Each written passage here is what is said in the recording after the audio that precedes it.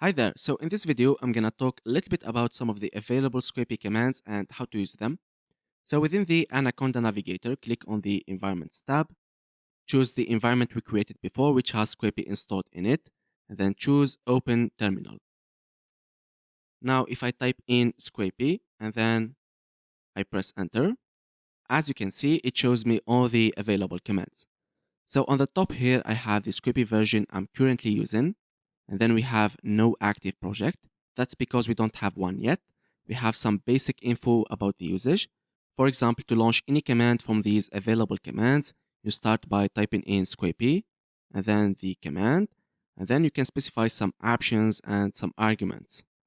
All right, now let's take a closer look into the available commands. So we have this first command called the bench command. This one is only used to run a quick benchmark to test how Scrapy is going to perform or how fast Scrapy can scrape websites regarding your machine specs.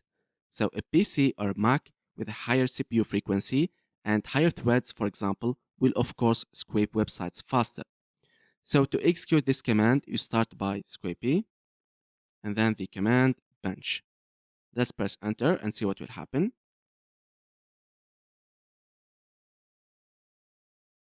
All right, perfect. Now let me scroll up. So first we get some logs regarding the modules being used, some extensions, middlewares, and pipelines that are not important. What's more important comes after this log of type info spider open it. So this is where actually the benchmarking is kicking on.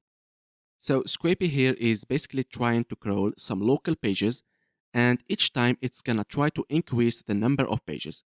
So we started from 0 pages and we ended up at 573 pages in my case. Finally, we have some info about the Scrapy stats. For example, we can see that Scrapy was able to send 589 requests, and in return, we get back 589 response. Again, of course, you won't see the same stats as mine. It depends, as I said, on a couple of factors like your machine specs. Now let's take a look into another command. So I'm gonna clear the command prompt and then I'm gonna launch the command Scrapy again. All right, the very next command we have is called the fetch command. Basically, this one will fetch the HTML markup of a website you specify. For example, to get Google's HTML markup, we can do Scrapy fetch, http://google.com. I'm gonna press enter. All right, as you can see, so we get back the raw HTML markup of google.com. I'm gonna clear the command prompt again and launch the command Scrapy. Okay, let's see what we have. So the third command is called the gen spider command. Basically, this one is used to generate or scaffold a spider using a predefined template, as you're gonna see later.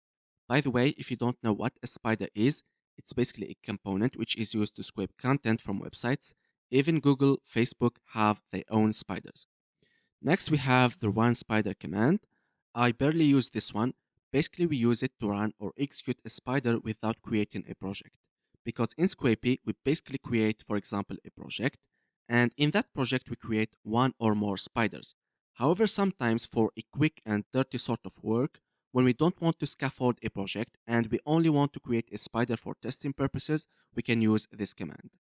Next, we have the settings command, which will return all the default settings, nothing fancy here. We have the shell command. This is a very important one. Basically, you can use it to sort of do some experiments with the website you are trying to scrape before writing the actual spider. We're gonna learn how to use it in the upcoming videos. Next, we have the start project command. This one is used to scaffold a project. So basically, it will generate all the necessary files so you can start your project. Next, we have the version command, which will return what version of Scrapy you are using. And finally, we have the view command, which will open up a website by your choice in the browser and shows you how the spider is actually seeing the website. Like, for example, if you are getting that website or something else in return. Something you maybe don't know about is that a spider can see a website as seen by a normal user like us. However, I don't trust this command, I don't use it at all, and I'm gonna show you an alternative way to see how the spider is actually viewing the website before scraping it later on. Alright, so this was a quick look over all the available Scrapy commands. In the next video, we're gonna learn how to scaffold a project and a spider too, and try to understand how things work together.